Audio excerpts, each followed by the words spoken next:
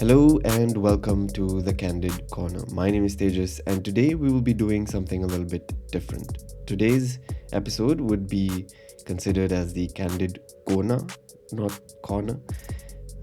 Basically, this is a subsection of the podcast where I'll be speaking specifically about a certain topic, and this topic being something that I'm extremely passionate about, something that I have always really liked, and I've been wanting to create content around this topic for a very long time.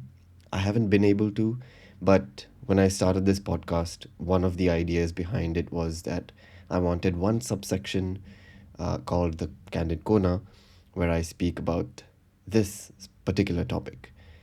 So I understand that it's a pretty niche topic, but maybe hopefully we'll pick up new listeners who can tune into the content over here. And that content obviously is cricket, if you haven't been able to tell from the title of this video. So, this is kind of a summary, I guess, of the Cricket World Cup that just got concluded. And yeah, I'd just like to speak a little bit about it. I have a lot of thoughts, obviously. If any of you follow me on Instagram, you know that I'm very vocal about cricket when it comes to, especially World Cups and like big games. So, yeah, let's get right into it. I don't quite know if the mic is able to pick this up, but it has started to rain as I look outside the window. It's a very gloomy afternoon, and that is exactly how I am feeling right now as well. Sport is an extremely cruel and brutal feeling sometimes. When your team doesn't win, it just feels like nothing is going your way. And yeah, that's kind of the feeling I have this gloomy Monday afternoon, the 20th of November 2023, the day after the World Cup slipped away. In case you are unaware, the Cricket World Cup final happened yesterday on the 19th of November. And the team that I support, that I've always been supporting, which is India, was in the finals after a magnificent, stellar performance throughout the World Cup. There were 10 games that India played before reaching the final, and India won in every single one of those. And India won by a large amount, like convincingly, in pretty much all of those games. There were some games where it felt like it came a little close, but you know, most of the games we pretty much dominated every other team there was. And it really felt, I was following the hype on social media as well, Twitter or X, and Instagram, and just seeing the hype of the people, reading the comments, reading the just every single article related to cricket. It just felt like everyone was behind Team India this time because they were unstoppable. We were winning. We won 10 games in a row, and it was just a magnificent performance. It was a performance unlike any other that we've ever seen before in any previous World Cup. I mean, literally every single player who played made a contribution, and they made those contributions regularly. It wasn't just limited to, oh, this guy performed only in one or two games, and the other guy performed in the other two games, but it was just a complete team performance throughout the tournament by every single member of that team. And despite all of that, it's extremely heartbreaking and devastating to know that the one game where it truly mattered, the final, was where we lost, and lost pretty convincingly as well. It wasn't a close game. It was a hammering, really.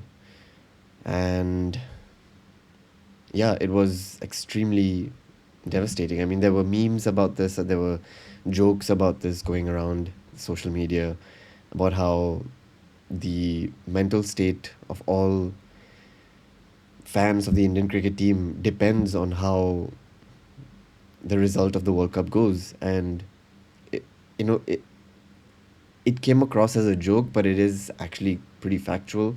When you're really, really invested in the sport, it just it's extremely heartbreaking when your team does so well and then ends up on the losing side in the one game that actually truly mattered, you know. um yeah, I mean, to really put things into context, I'm not just your average cricket fan. I'm actually pretty heavily invested in the sport, have been since a very young age. And, I was extremely. I'm not normally a superstitious person, but when it came to cricket, I'm always extremely superstitious. And for this World Cup, every single India game, I wore the cricket jersey that I have, every single game. And without fail, I also have this weird superstition where before the first ball of the innings is bowled, of the match, I have to stand. Right? I'm not sitting. I'm standing as I watch the first ball of the game being bowled. And I don't know why I do it. It's just I did it the first time and then I thought, okay, you know what? I have to do it the next time as well. And it seemed like it was working, right? Because India won 10 games in a row. You would expect that this superstition kind of just pays off. And, there were a couple of other minor things as well that I did, which I won't go into too many details over here. But yeah, just these small little superstitions that you do on match day, like, taking a shower before the match starts. It has nothing to do with anything except the fact that I wanted to feel clean before the match began. That's how much the sport meant to me. Just doing these small little superstitious activities to allow myself to feel better, that okay, at least I did my part. Even though my support is just coming through a two-dimensional TV screen, it felt like at least I was doing my part. And it gave me a certain sense of satisfaction as well, that I was at least participating in this event in some form or the other. And yeah, I mean, when it came to the final, I was watching with a bunch of friends. We went out, we went to a like a local bar, and we sort of just watched the game there,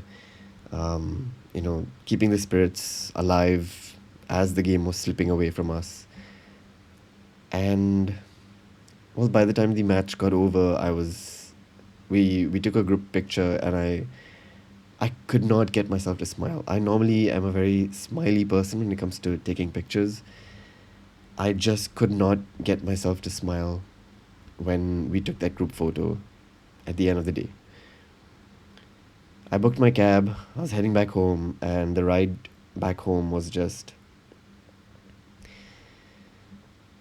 It was just really, really painful. And I think this probably was the first time ever that I've actually shed tears for a loss in a sporting event that I've witnessed.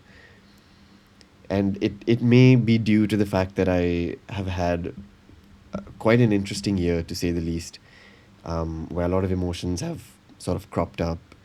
A lot of heavy, deep thinking has happened in other aspects of my life. So maybe that may have also been a factor into why I was feeling a little bit more emotional than I normally would have displayed. But I just, I let it out. I had to sit down and just bawl my eyes out. And, eventually I got the courage to go up to my house, and I I got home, I went to my room, and I don't even remember how this happened, but I woke up 6 hours later realizing that the light in my room was still on, realizing that I was still wearing the jersey that I was wearing, and I was wearing jeans as well that day. So I literally slept on my bed with the light on and with the clothes that I had worn the night before. Somehow it didn't even, like, it just, I don't even remember how I got into bed and how I fell asleep. I guess I was just like extremely mentally exhausted after having seen that match where we lost after having done so well in the entire tournament. And yeah, it just, I don't know, like when I woke up at 6 a.m. and I saw the light was on and I was still fully clothed, I realized, oh my god, this is how much cricket means to me. I mean, I already knew that before, it's just that feeling really sunk in that moment. And yeah, I mean, pretty much the rest of the day it's been gloomy, like I said, and the weather isn't helping because it's raining. um, yeah, sport sport is brutal, man. When you support your team and it doesn't do well when it really matters, yeah, it's not a good feeling. And I think what hurts even more is the fact that India has done exceptionally well for a long time actually in World Cups.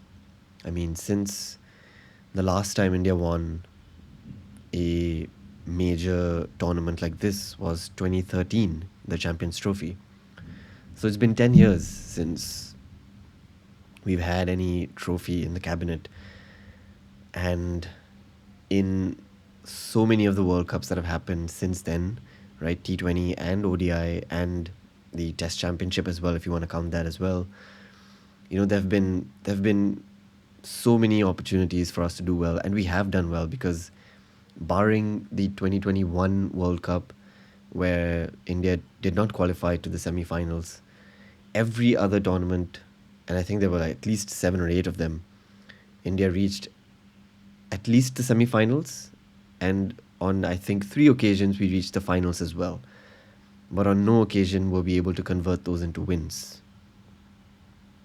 And there was a there was a statistic that showed up after this World Cup final where it showed who has the best win-loss ratio since the 2015 World Cup.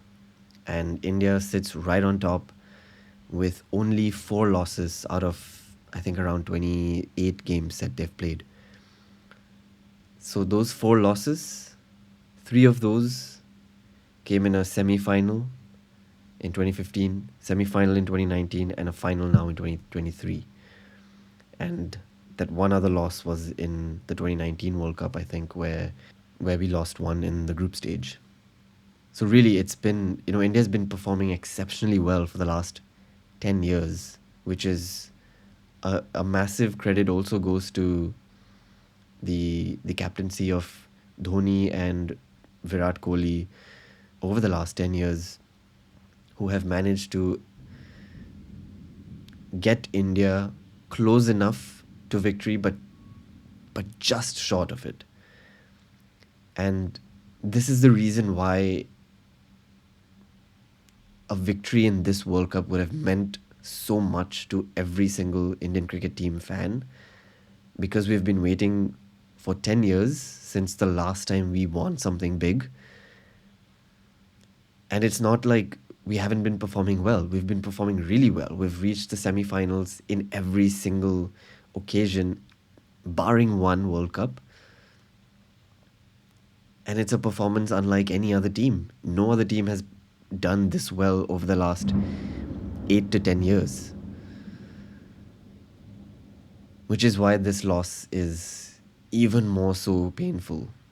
Because this time round it seemed like there was nothing that was going to stop us. There was nothing that was going to stop this juggernaut of a team that played 10 exceptionally good games and just needed to win one more.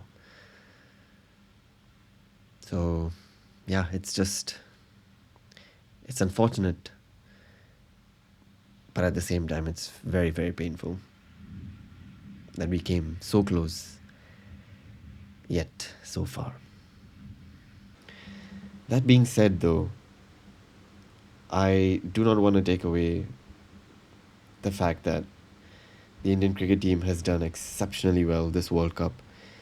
Like I mentioned before as well, it's a performance unlike any other we've seen in any other previous World Cup, ODI or T20. And the fact that Rohit Sharma, the captain, went all guns blazing from ball one in every single match and gave us the starts that we needed, hats off. Because, my God, he is, oh captain, my captain. That's what comes to mind when I think of Rohit Sharma now. I mean, I've always been a supporter of him because I support Mumbai Indians in the IPL, so he's my captain there as well. But this was probably the first time that I've seen Rohit Sharma playing fearless cricket, and that was something truly to be admired.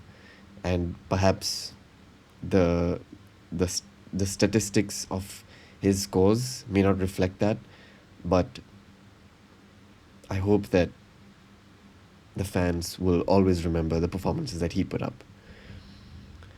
Shubman Gill, rising star, rising talent, did also a really good job after coming from a bout of dengue, still being able to perform to a relatively good standard that he has set himself up to. And then, of course, the reliable, ever so reliable king of cricket, Virat Kohli, absolutely dominating all records in this World Cup, beating Sachin's record, the god of cricket, if you will, in front of him at his home ground. I mean, it could not have been a more perfect occasion to get 50 ODI World Cups, which is just an insane amount if you really think about it. And then a very, very reliable middle order in the form of Shreyas Iyer and KL Rahul, who did exceptionally well in their roles. Came back from injury, and the Indian team management showed faith in them because they've performed before for us. But these were probably the best performances they've ever had, and something that we will really, really remember for a very long time. Especially given that India has sort of always struggled in the last 12 or so years with our middle order, right? Ever since the 2011 World Cup, where we had the likes of Yuvraj, Dhoni, Raina in that middle order, we always kind of had this stability. But ever since then, we've sort of tried and tested a lot of other players and combinations, and finally it seems like this is the combination that works for us. And they proved it. They showed their value of how good they are in the middle order for India. And then we have Hardik, who did well while he was still playing. Unfortunate that he got the injury, but it paved the way to allow Shami to come in. And Shami, oh my God, he was spectacular in this World Cup. Shami did so well, and he wasn't even playing the first 4 or 5 games. And for him to end up being the highest wicket taker in the tournament, it's hats off, Shami. I sometimes wonder why why we didn't have you in the starting 11 since day one. And of course, ever so reliable Bumrah, right? Being economical as always. May not have gotten as many wickets as we would have liked, but that's okay because he did his job as being the economical bowler, giving away very little runs, putting up the pressure on his end so that it's easier for the likes of Shami to get wickets on the other end. And then Siraj as well. Of course, he's still a young guy, still relatively inexperienced compared to the likes of Bumrah and Shami. But over the last couple of years, he's taken up that mantle through the injuries of these other players. and has stepped up in a very big way. And I'm just really excited to see how much more Siraj can do in the future of his career. And of course, we have the spinners, Jadeja and Kuldeep, who were also exceptional in their bowling, respectively.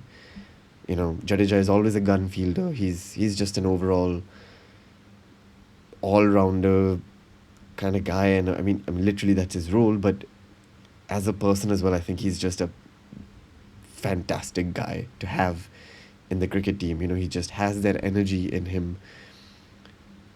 And Kuldeep, obviously, with his Chinaman deliveries, performed exceptionally well as well, the way we would have wanted him to.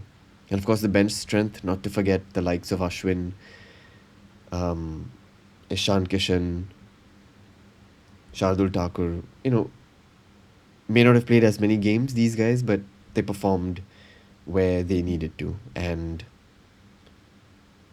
it was a reliable bench strength to have, just in case one of the starting 11 was not able to perform. And of course, a mention also goes to Sky, um, who has not done well in ODIs leading up to the World Cup, but the Indian management showed faith in him, and he stepped up when Hardik Pandya was injured, and he came into the side. And it's debatable. Now it's very easy to say in hindsight that maybe he shouldn't have been in the playing 11, maybe let alone even in the squad, because he really has not performed on the ODI level. And even in this World Cup, when we needed him to, there weren't that many good performances. And if I remember correctly, I think his highest score came against the England game where he scored 49. So despite playing 5, 6 games, not to get a single half century in that time frame really goes to show, you know, the performance level that he has had in ODI cricket. But of course, at the same time, if you look at it, in most games, he hasn't even really gotten a chance to bat. And because like everyone else did such a good job coming up before him. And yeah, like I said, in hindsight, it's really easy to say that we should not have had him in the squad. But, you know, again, kudos and hats off to the Indian management to really show support and to really show faith in a player like him who's done exceptionally well for India on the T20 format level. And perhaps it was just in order to not break that rhythm of that 15 that we were building up towards before the World Cup. In order for that dynamic to not change too much, maybe let's keep him around till the end of the World Cup. And I guess that was what the mantra was, and it worked for 10 games. Yeah. Um, there's still a lot of thoughts that I have regarding the rest of the World Cup as well. A lot of the other teams and their performances were also something worth talking about, and I think I will do that, but in a future episode. I think this one, I just wanted it to be dedicated to the Indian cricket team who have done exceptionally well in this tournament. Again, I've said this already, I think 2 or 3 times, but it was a performance unlike any other that we've seen in any other previous edition of the World Cup. And for that reason alone, I think so many people online, on social media, have been so supportive of the Indian team before and after the World Cup final.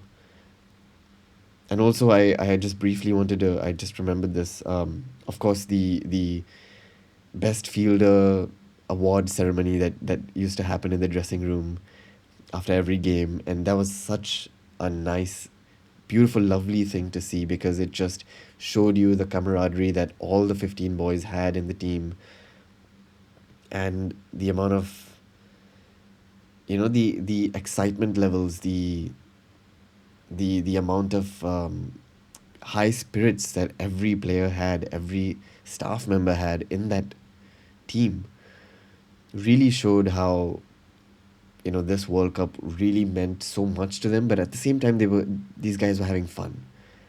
And at the end of the day, I guess that's what matters. If you had fun, then consider yourself a winner on any day. And just this is a champion team. And just because we lost one game doesn't mean that this is not a champion side. And I just want to say hats off to every single person in that team who played their hearts out. And of course, a special mention to Rahul Dravid as well, who has come under the radar as a coach with not as many good performances as maybe we would have liked. But I think after this World Cup, it just goes to show how whatever he has done for the Indian team as a player back then, as a captain back then, and now as a coach, he's just given it his all. And just, the wall, massive respect to you for coaching a team and bringing up and creating and cultivating this culture within the squad to perform exceptionally well and to make champions out of out of people who are relatively young in this squad. Like most of the squad is still pretty young, playing their first World Cups. So to cultivate that energy and that culture within the group is just phenomenal to see, and just hats off to Rahul Dravid. With that being said, I think I will leave my comments and thoughts for the other teams and just a look back at how everyone else performed in a future episode of the Candid Corner. Perhaps next time I will have a couple of other guest speakers as well, so that we can have it's more of a conversation rather than me just spilling out my thoughts, which I do enjoy doing as well. But perhaps you guys will also enjoy having a couple of different thoughts being expressed here. It's still raining outside. As I look outside the window, it's still a little gloomy. But at the end of any rain, as the clouds part and the sun pierces through, and it doesn't become as gloomy as it was, that's when you know that it's okay to have some bad days sometimes. Because bad days will come to an end eventually, and things will start looking brighter after a while.